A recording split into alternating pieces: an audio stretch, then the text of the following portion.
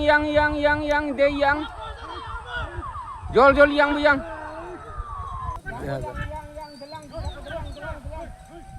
আমাদের এলাকাতে হাতি এসে লোকালয়ে আক্রমণ করে। আমরা স্কুলে যেতে অনেক আতঙ্কে আছি।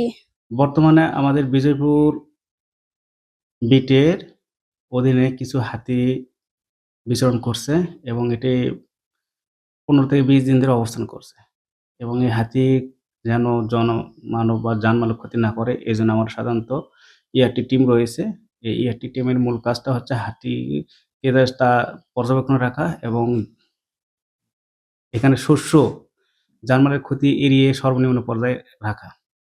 এরপরেও যদি আপনার শস্যের ক্ষতি হয় বা জানমালের হানি হয় সেই ক্ষেত্রে সরকার আপনার ক্ষতিপূরণের ব্যবস্থা রেখেছে এবং এর যথাযথ আবেদনের মাধ্যমে করলে এই ক্ষতিপূরণটা সরকার আপনার ক্ষতিপূরণটা দিয়ে থাকে। হাতি বিগত কয়েক বছর ধরে পর্যালোচনা করলে দেখা যায় এখানে নিয়মিত হাতি আসছে এবং হাতি আসার মূল কারণটা রয়েছে খাদ্য অভাব।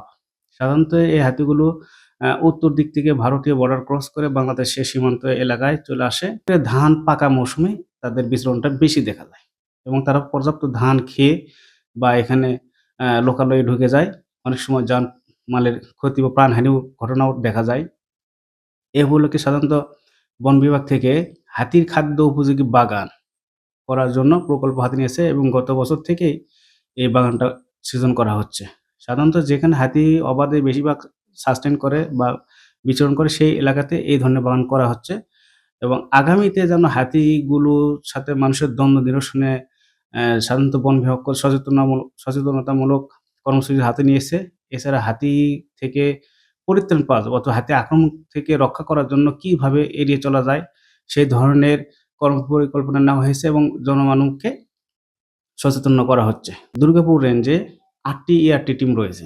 এর মধ্যে আমাদের এখানে 3টি ERT টিম বর্তমানে নিয়মিত টহল দিচ্ছে এবং হাতি আসার জন্য তারা রেসপন্স করতেছে। সরকার থেকে এখানে বিভিন্ন ধরনের সাহায্য সচেতন করা হচ্ছে।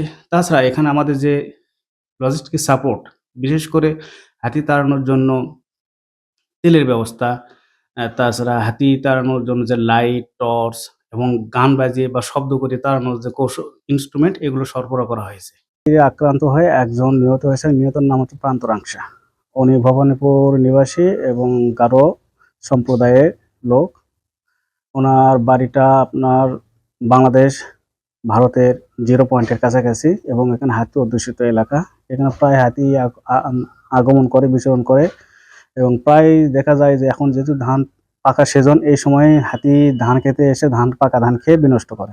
এই উপলক্ষে তারা রাতে পাহারা দেয় সম্মিলিতভাবে টহল প্রদানকালে এবং টহল প্রদান শেষে ধান ক্ষেত পাহারা দিয়ে শেষে বাড়িতে আসার পথে এককভাবে হাতির সামনে পড়ে এবং সেখানেই হাতির আক্রমণে ঘটনাস্থলে স্পট ডেট হয়ে যায়।